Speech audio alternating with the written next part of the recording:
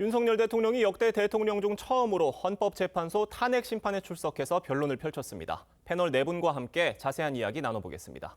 윤기찬 국민의힘 법률위 부위원장, 김진욱 전 민주당 대변인, 설주환 변호사, 강전애 변호사 나오셨습니다. 안녕하세요. 윤 대통령은 내란 관련 혐의를 전면 부인했는데요. 목소리 직접 들어보겠습니다. 저는 철들고 난 이후로 지금까지 또 특히 공직 생활을 하면서 자유민주주의라는 신념 하나를 확고히 가지고 살아온 사람입니다. 국회에 모인 국회의원들을 끌어내라고 지시한 적이 있으십니까? 없습니다. 만약에 제가 무리를 해서 계엄 해제 요구 의결을 못하게 한다 해서 국회가 아니라 다른 장소에서도 할 수 있고 좀 국회법에 딱 저기 맞지 않는 그런 아주 신속한 그런 결의를 했거든요. 그렇지만 저는 그거를 보고 바로 군을 철수시켰습니다. 그 당시에 막거나 연기한다고 해서 그게 막아지는 일이 아니라는 점을 말씀을 드리고 싶습니다. 윤기찬 위원장님, 지금 내란 혐의의 핵심 중에 하나가 지금 입법 후 무력화하지 않겠습니까? 그러니까 계엄 당일에 윤석열 대통령이 계엄군을 투입을 해서 계엄 해제 의결을 하지 못하도록 막았다는 이 얘기인데 지금 들으신 것처럼요. 윤석열 대통령은 국회의원을 끌어내라고 주장한 적이 없다. 이렇게 얘기를 했어요. 그러니까 이게 이제 증거조사 첫 길이거든요. 예. 그러니까 저희가 탄핵이 이제 인용되게 되려면 헌법 수호 의지가 없다. 이렇게 전제가 돼야 되는 거고 그 헌법 및 법률 위반 사유 중에 여러 가지를 적시했지만 사실은 이제 계엄 선포 요건의 형식적 요건, 그다음에 실질적 요건에 해당하지 않는다. 이 부분도 있는 거고요. 예. 그다음에 이제 어제 그 증거조사했던 과연 내란이 입증되느냐 이 부분이 이제 중요한 것인데 이거부터 시작을 한 거죠. 헌재에서는 그만큼 중요하게 보는 겁니다. 관련돼서는 이제 국회의 권능 행사를 불가능하게 할 의사가 있었는지 여부 이거하고 이제 선관위 관련된 것들이 나온 거죠. 대다수는 이제 국회 관련된 겁니다. 예를 들면 CCTV, 예. 군인들이 진입했던 부분, 그다음에 국회 청문회 등에서 여러 가지 있었던 군경 관계자들의 진술 이런 부분하고 그다음 포고령 이런 부분인데 대통령이 사실은 이제 실제 나와가지고 본인의 의사를 피력한 거예요. 첫 번째가 자유민주적 기본 질서를 본인은 소신으로 삼고 살았다. 이 부분은 이제 헌법 수호 의지가 있다는 부분을 설명한 것이고요. 또 하나는 실제 우리가 우려했던 것처럼 국회 권능 행사가 이루어지지 않았죠. 권능 행사 방해가 이루어지지 않았기 때문에 자 실제로 이루어지지 않은 상황이고 관련자들은 이런 지시를 받았다라고 하고 있고 예. 대통령 그렇지 않았다라고 하고 있는 상황에서 대통령이 그 당시의 의사를 지금 헌재 재판관들 면전에서 얘기를 한 부분이 있고요. 또 다른 것은 그 당시에 군경 이분들의 진술 자체가 앞뒤가 안 맞는다라는 얘기를 한 거예요. 왜냐하면 만약에 끌어내고 어떻게 했다 하더라도 국회가 다른 장소에 열릴 수도 있는 거고 그다음에 국회의원들을 체포한다 하더라도 48시간 내에 풀어줘야 되기 때문에 만약에 그들의 진술에 따른다 하더라도 국회 권능 행사를 불가능하게 하기는 불가능하다. 이런 이제 재판관들한테 논리적인 설명까지 곁들였기 때문에 저는 상당 부분 설득력이 있는 면으로 다가갈 여지도 있었다. 이렇게 생각합니다. 네, 그러니까 지금 계엄 관련자들의 진술과 어제 윤석열 대통령이 헌재에 나와서 얘기한 내용들이 상당히 배치되는 부분들이 많은 상황인데 어떻게 들으셨어요? 어제 윤석열 대통령의 진술이 과연 진정성을 담보할 수 있을까 하는 부분에 있어서 많은 의구심을 줬던 그런 발언들이었다 이렇게 평가할 수밖에 없는데요. 왜냐하면은 그동안 이 김용현 전 국방부 장관이라든지 아니면은 뭐 수방사령관 뭐 등등 해가지고 많은 군인, 경인찰 이런 인사들이 중요 임무 종사 혐의를 받고 있는데 이분들이 사실 많은 진술을 했던 것과 어제 윤석열 대통령의 진술은 완전히 배치되고 있습니다. 특히 윤석열 대통령이 또 국회의원들을 끌어내라고 한 적이 없다라고 했지만 예. 벌써 많은 뭐 수방사령관이라든지 아니면 특전사령관 이런 사람들이 대통령으로부터 직접 지시를 받았다라고 증언을 하고 있는데 이 사람들이 대통령으로부터의 지시를 받았다라는 것을 거짓으로 진술할 이유가 전혀 없는 사람들 아닙니까?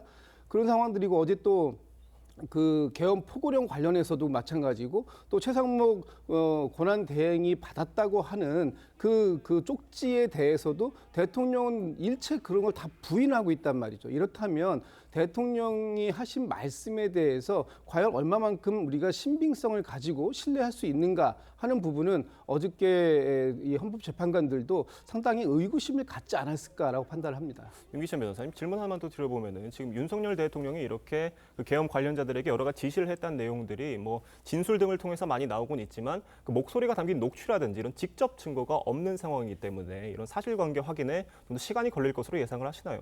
그러니까 사실관계 확인이 안 될 수도 있고, 예. 그러니까 이 사실관계를 확인해줄 정황적 증거가 없을 수도 있어요. 그럼 결국은 헌법재판관들의 이제 판단의 몫일 수도 있거든요. 그래서 아마 어제 대통령 측에서는 상당 부분 이게 논리적으로 맞지 않다라는 부분도 강조한 부분이 없잖아 있는 것이고, 본인이 참석해서, 왜냐하면 여태까지 보면 국회에서 너무 많은 말들이 나왔어요. 예. 국회에서 사실은 이제 어떤 상대방의 반대 신문권 보장 없이 너무 많은 말들이 쏟아져 나왔기 때문에 그걸 토대로 해서 만약 지나가게 된다면, 대통령이 출정 안 하고 지나가게 된다면 재판관들한테는 심증이 형성이 되거든요. 그러니까 그걸 막기 위해서 아마 이번 출정을 하신 것 같고, 출정한 가운데 상당히 적극적으로 여러 가지 얘기를 했거든요. 그런 것들은 각자의 그 말들이 논리적으로 맞는 말들인지부터 아마 설명을 했던 것 같아요. 왜 그러냐면 녹취록도 없죠. 그다음에 각 주장하는 분들이 실제 그렇다면 그 뒤에 어떻게 했는지에 대해서 또 잇따른 연속적인 본인들의 주장이 안 나오고 있기 때문에 이런 것들을 그냥 두게 되면 재판관들은 이미 이게 부인 안 하는 거 보니까 저들의 3명씩 저런 말을 하는 거 보고 대통령 한 명이 얘기하는 거잖아요. 그렇다면 이미 숫자적으로 볼 때 저측은 동일한 얘기를 3분이 하기 때문에 신빙성이 있다. 이렇게 섣부른 판단이 될 수 있거든요. 예. 그런 차원에서 보면 논리적 반박, 또 상황에 맞지 않는 모순점 이런 것들을 추가함으로써 대통령이 헌재 재판관들을 좀 설득한 게 아닌가 이런 생각이 듭니다. 네, 어제 윤석열 대통령은요, 최상목 권한대행이 받았다고 알려진 비상입법기구 지시 쪽지에 대해서도 준 적이 없다 이렇게 부인을 했습니다. 관련해서 최상목 대행과 윤 대통령의 발언 이어서 들어보겠습니다. 대통령이 들어가시면서 제 이름을 저를 보시더니 저 참고 자료 이거 참고하라고 하면서 하니까 옆에 누군가가 전 잘 모르겠어요. 누군가가 저한테 자료를 하나 줬습니다. 근데 자료가 접혀 있었습니다. 자료가 접혀 있었습니다.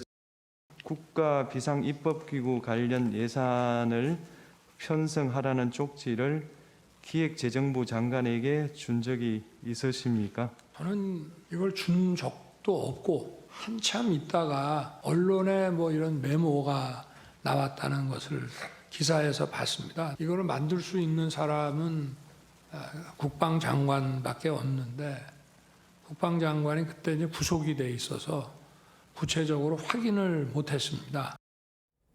지금 이 비상입법기구 관련 쪽지도 내란 혐의의 주요 핵심 증거로 꼽히고 있는 상황인데 지금 윤 대통령은 지금 보신 것처럼 쪽지를 건넨 적이 없다 이렇게 부인을 하고 있고요.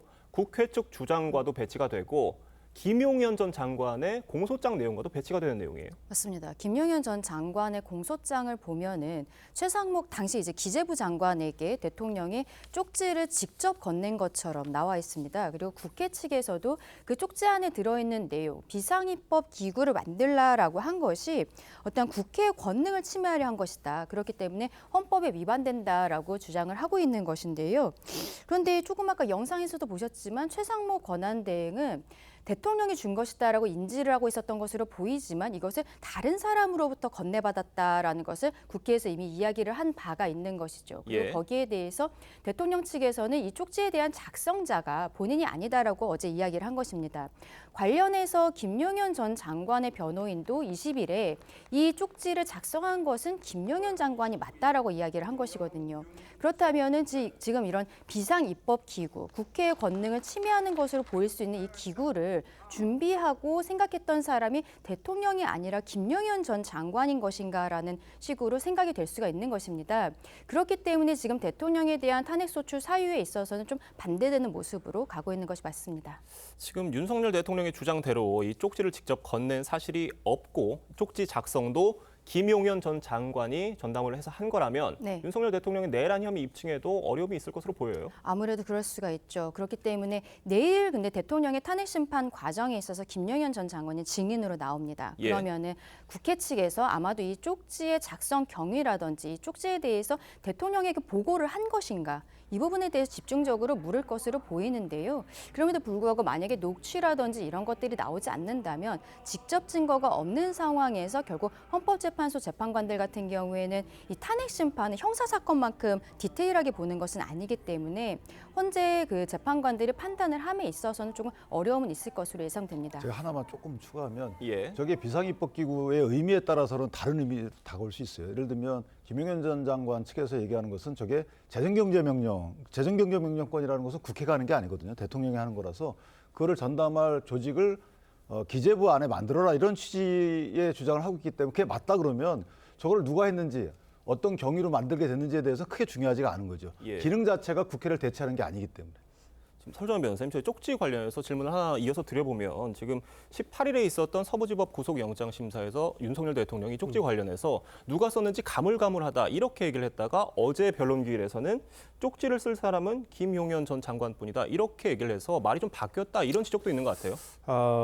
최근에 어떤 탄핵 심판 이게 시간이 지날수록 뭔가 진술이 일치화가 된다는 느낌이 처음에는 정리가 안 됐던 것입니다. 예. 그러니까 근데 우리가 어떤 수사 상황이라든지 어떤 증거에서 진술에 대한 신빙성을 따질 때 사건에서 가장 근접할수록 저는 신빙성이 있다고 보거든요. 왜냐하면 그때는 공범자, 특히나 이런 집단 범죄 아니겠습니까? 공범자들이 있는 범죄에서 각자 내놓는 진술은 협의가 되지 않은 상태에서 나온 것인데 예. 지금 김용현 장관 측에서 나오고 있는 진술은 대통령의 진술을 뒷받침하는 진술들이 나오고 있거든요. 그렇다고 한다면 탄핵 심판을 앞두고 아마 변호인들을 통해서 어떤 진술을 어느 정도 이걸 좀 맞춘 것은 아닌가라는 조금 의구심이 드는 것은 사실입니다. 왜 그러냐면 분명히 영장실질심사 때는 대통령은 기억이 확실하지 않다 했어요.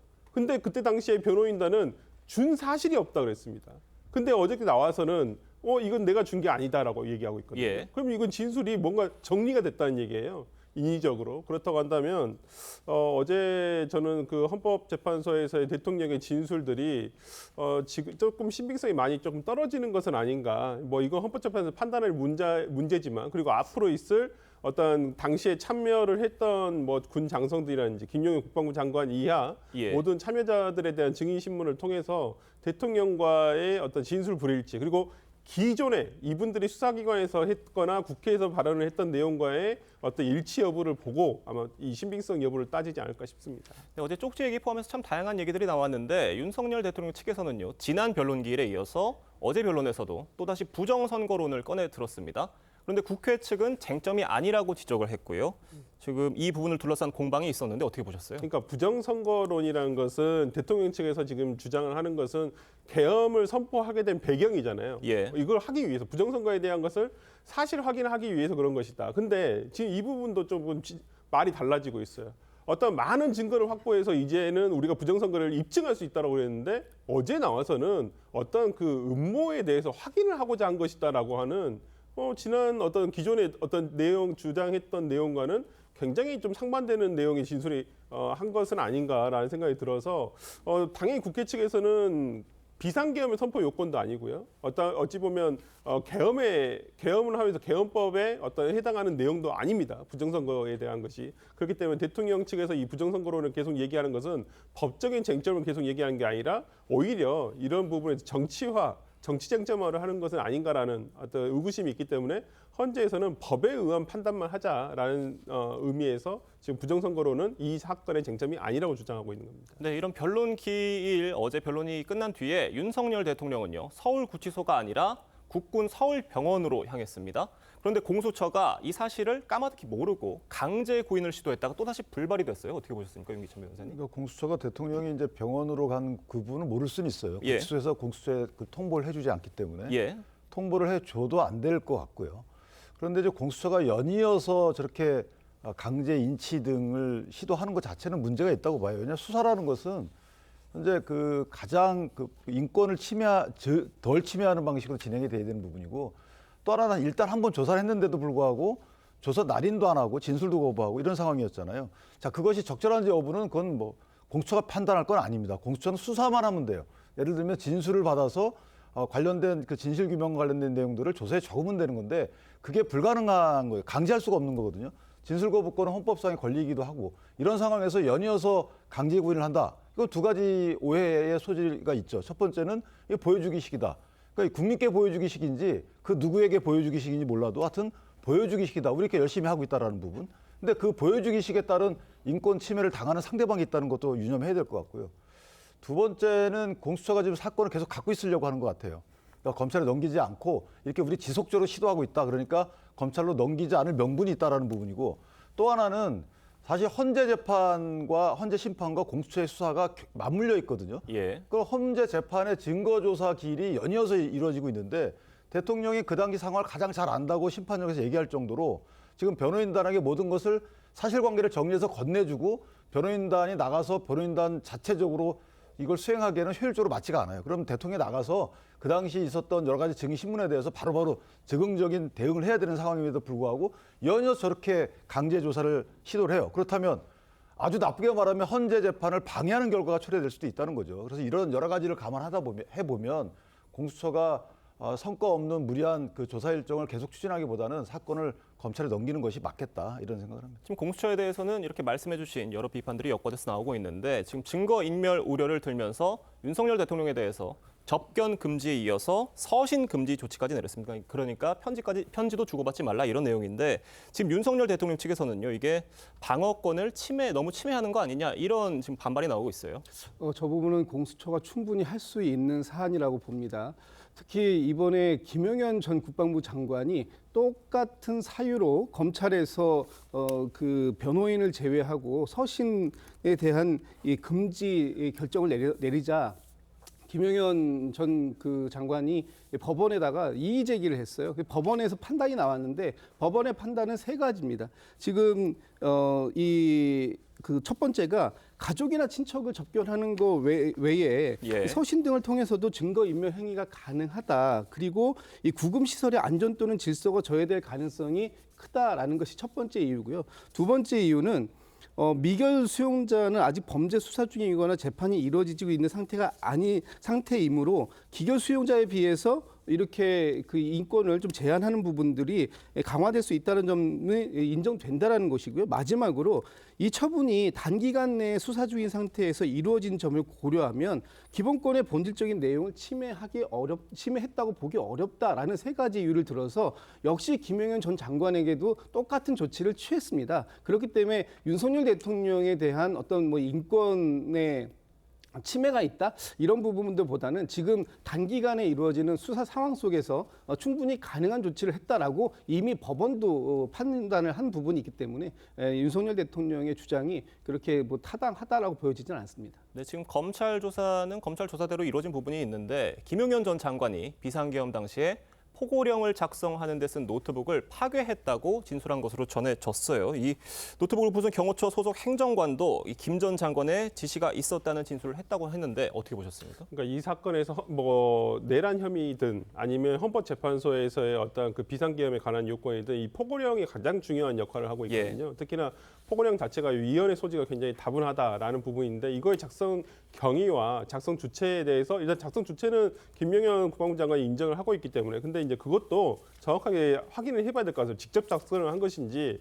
왜냐하면 김용현 국방부 장관이 어떤 컴퓨터 워드를 잘 다루지 못한다는 얘기도 있거든요. 그렇다고 한다면 이걸 직접 작성한 건지 누구를 시켜서 한 것인지 그럼 이러한 과정도 살펴를 봐야 되는데 오히려 이것을 확인도 하기 전에 노트북이라 그 작성을 한 기계인 노트북을 파손을 했다는 것이거든요. 이건 증거 인멸을 분명히 한 것이죠. 그렇기 때문에 지금 김용현 국방부 장관 측에서 보석이라든지 앞으로 이런 부분을 신청을 하고 있지만은 증거 인멸을 본인이 했다는 걸 인정이 돼버린 거예요. 그렇다면 앞으로의 어떤 형사 절차상 어떤 보석이라든지 그다음에 이 부분과 관련해 가지고 이 포고령을 어떻게 작성했는지에 대한 것들이 조금 확인하기는 조금 어렵지 않겠느냐라는 생각을 해봅니다. 네, 저희가 다음 소식도 짚어보겠습니다. 임종석 전 비서실장이 이재명 대표만 바라보는 민주당이 과연 국민의 신뢰를 얻을 수 있냐면서 비판의 목소리를 냈습니다.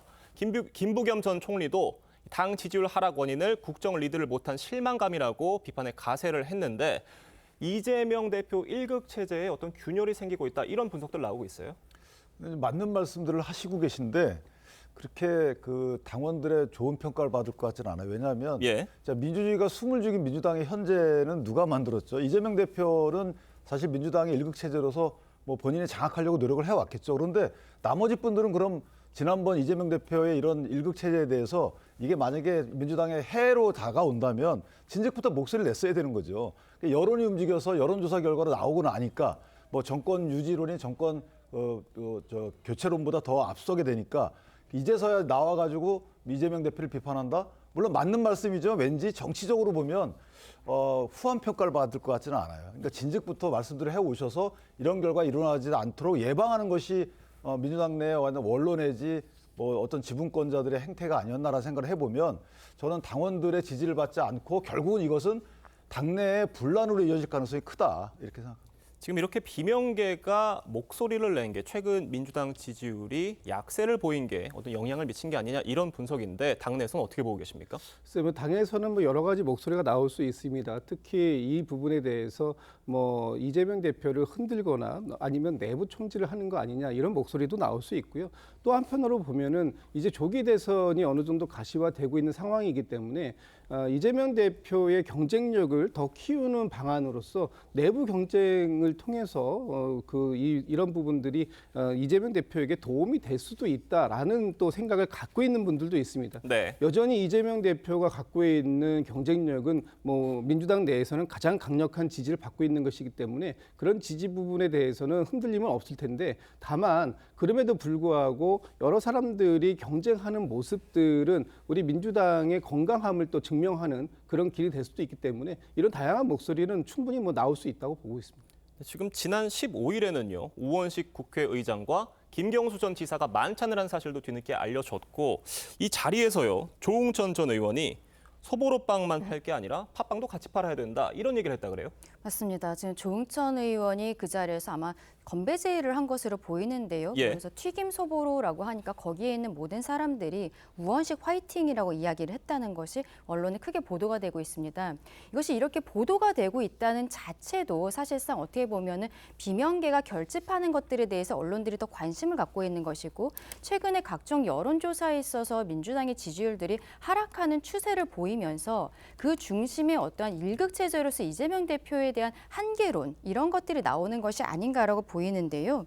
지금 민주당에서 이러한 상황들은 조금 더 가시화될 것으로 보이고 저는 개인적으로 내일이 좀 정점이 되지 않을까라고 생각합니다. 내일 23일인데요. 내일 오후에 이재명 대표의 그 공직선거법 항소심 첫 기일이 있습니다. 이 첫 공판기일에서는 알려진 대로 이 재판부는 이제 2달 동안 새로운 사건을 받지 않기로 했는데 그러면 이재명 대표의 항소심을 어떤 형태로 일주일에 뭐 2번을 할 것인가 3번을 할 것인가 증인을 몇 명 정도 부를 것인가 이런 것들이 내일 대략적으로 나오는 것이거든요. 그러면은 판결이 언제쯤 나올지도 대략적으로 예상을 할 수가 있습니다. 그리고 내일 오전에 또 그 이진숙 방통위원장의 탄핵 심판 사건에 있어서 결과가 나오거든요.